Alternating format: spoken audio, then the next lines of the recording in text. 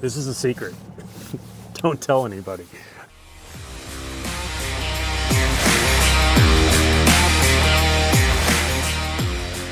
All right, we are out here on a cold, frigid day on Lake Gunnersville. There's ice all over the lake, but we're out here to give you guys an in-depth tour on my electronic setup for 2024. A lot of it's the same, and some things are different. But one thing that's definitely the same for me, and it's kind of like iPhone, Android, I feel like, but I have to have Humminbird back here at the console for myself personally. For side imaging, to me, it still is superior. It's the best out there. But the big thing right here, guys, you can see is Lake Master mapping. I just love Lake Master. It's the most detailed map, and I tried to do some other things back here, and the mapping of Lake Master to me is just like far and above better than everything else. So I want to show you a cool trick real quick, because I really feel like you could get away with just one graph at the console if you did a Solix or an Apex. And this is a trick I learned last year, I think at ICAST, but this is really cool and super, super helpful.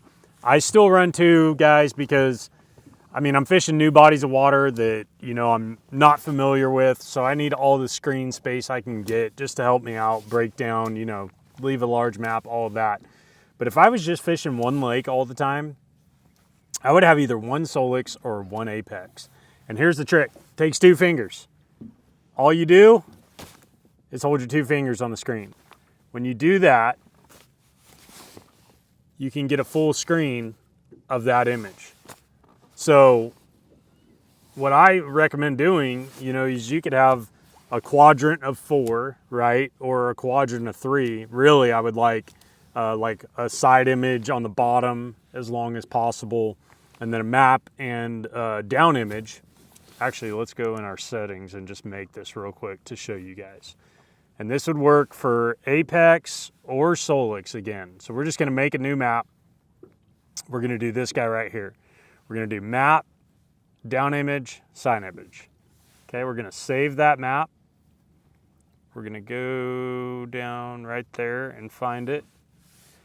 All right, so we need to select that source. Our side image is not selected on the Apex. I'm bringing everything over from the Apex to this unit. So now you can see it's running. If you just had one unit, you can go full side image map. I don't know if you guys can see it. You can go full mapping, or you can just leave it right there and, you know, idle around. We'll start to idle so I can show you. So with that said, I use this this Solix over here mainly for mapping. Either mapping, or I'll do one that I really like right here. Is this way. I have 2D and down imaging with mapping. When I take off to run, go to a new spot, unless I'm looking for bait, I'm gonna go full map. And that gives me, this is big because a full map gives you a lot of detail with it really zoomed out. And so when you're breaking down a new body of water, that's huge in the fact that you don't have to zoom in and out. I feel like when you zoom in and out constantly, you're gonna miss some stuff. And the further you zoom out, the less detail you have. So I want to be zoomed out as far as I can with the most amount of detail, and a full screen 12 image does that great.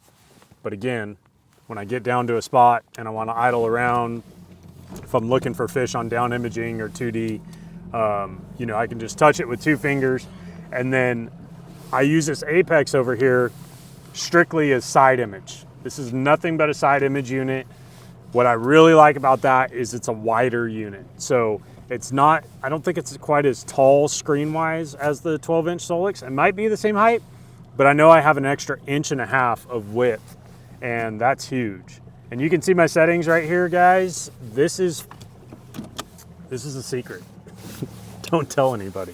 This is only for the people that are watching my channel. But 455 is what I'm running the kilohertz on, not mega. And I'm running at 455, 150 feet. But here's the kicker. Here's the deal.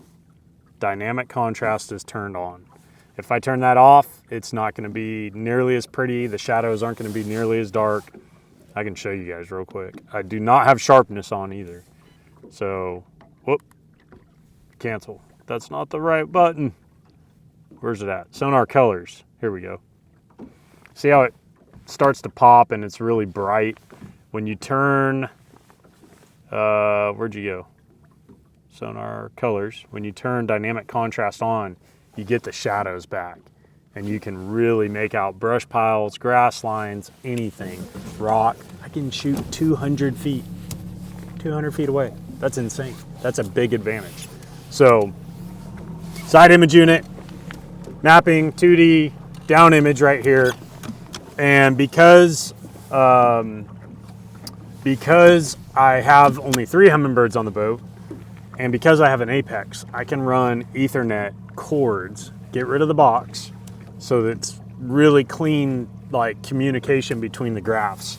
I can get rid of the cord or get rid of the box, just have cords because there's 2 Ethernet ports here. So when I drop a waypoint here, let's drop one here.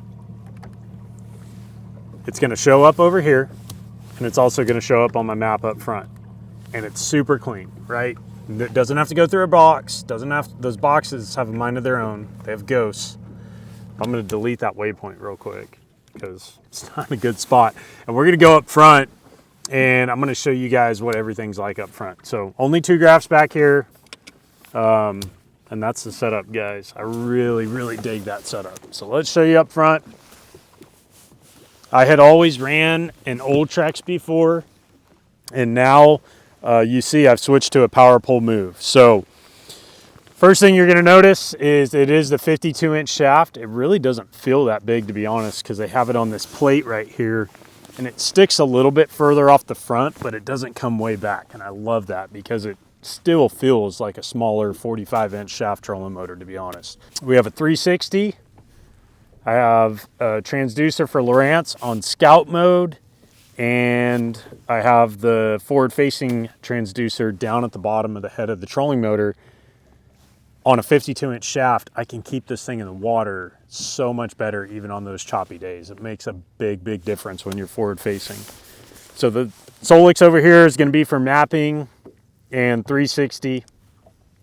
Actually, if we go to views, I think I have a 70-30 map. So that's what I'm using. And then I'm going to use this just to make sure I'm staying on the spot, on the waypoints, whatever.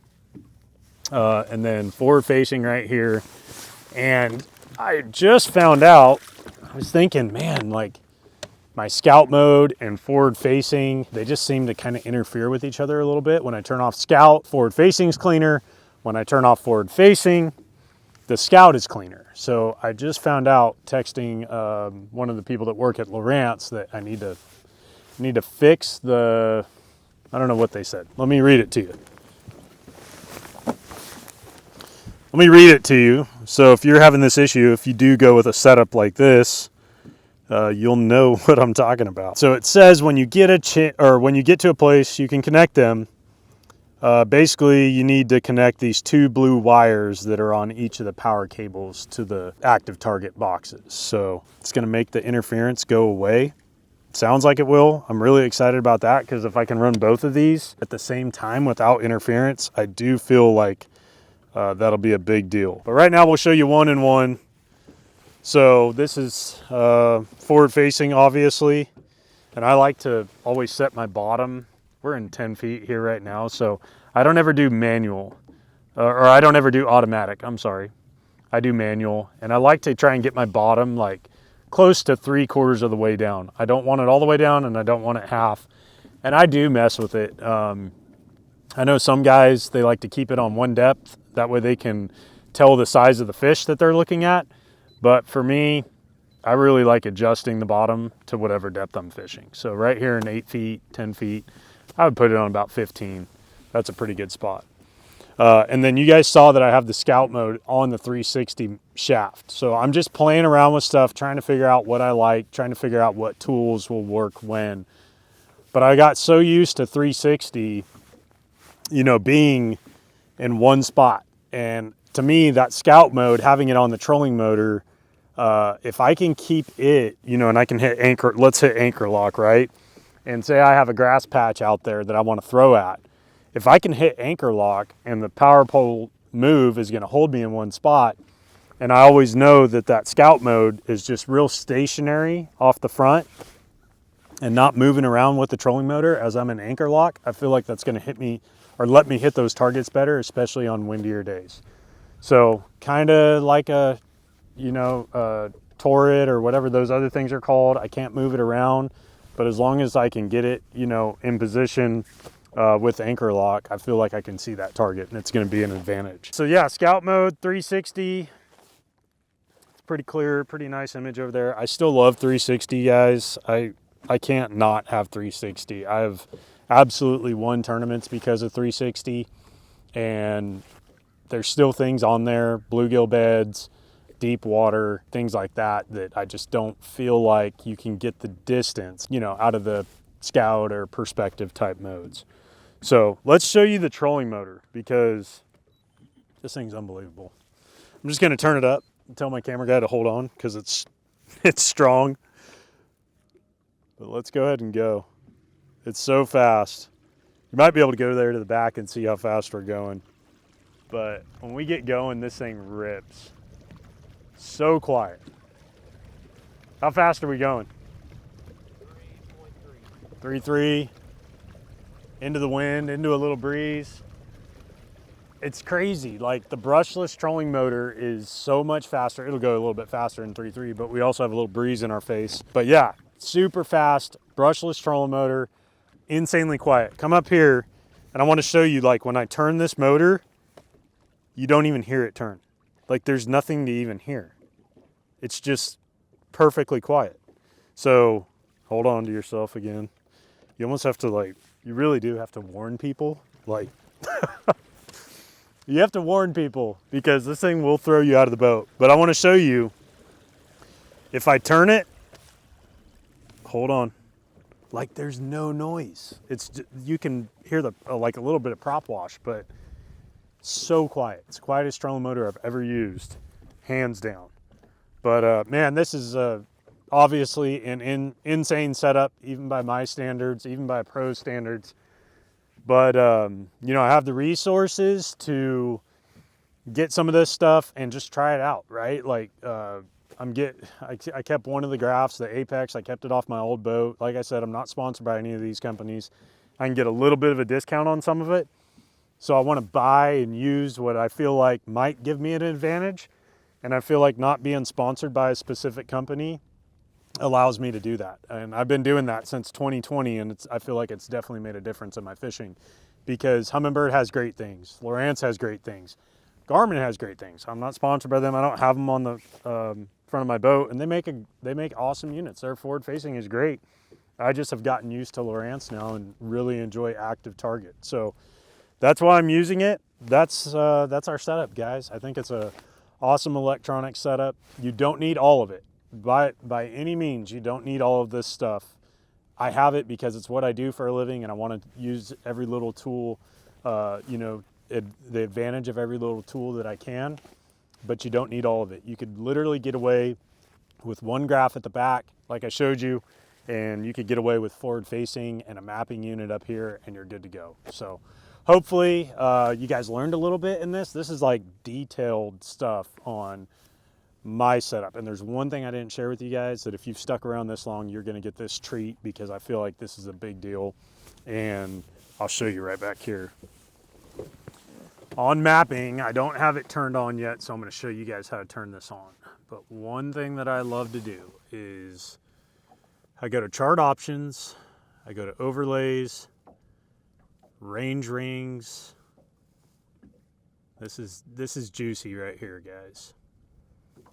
I just updated all my graphs so they went back to default settings. But we're going to turn these range rings on. And what you're going to see now is I have 25-foot intervals around my boat. And what this really helps me do is when I'm idling, I know if a ledge or a spot, a specific, you know, little thing I see on the map, if it's inside my rings right there, I can have my graph set at 150 feet. I can put it even a little bit further out, but generally I do it at 100, and I run my graph most of the time at 100. So I know that if I see a line or anything on the map and it's inside my range rings, it should show up on my side imaging unit. If I like the way it looks and I drop a waypoint, it gets even better, because I also have my 360 set at 100 feet. So these range rings right here are going to be set at 100 feet, and you see again, since these units are talking, the icon right there has also got the range rings at 100 feet. So if I drop a waypoint and it starts to get into my circle here by my icon, I know that I should be seeing that on the 360 map. And I don't like putting the waypoints on the 360 map. They just get kind of, it kind of takes up space on the screen. I don't like that. I like doing it this other way, where I just have the waypoint on the map, and I know that I should be able to see it on 360 when it's within 100 feet. So that's it, guys. That is my setup.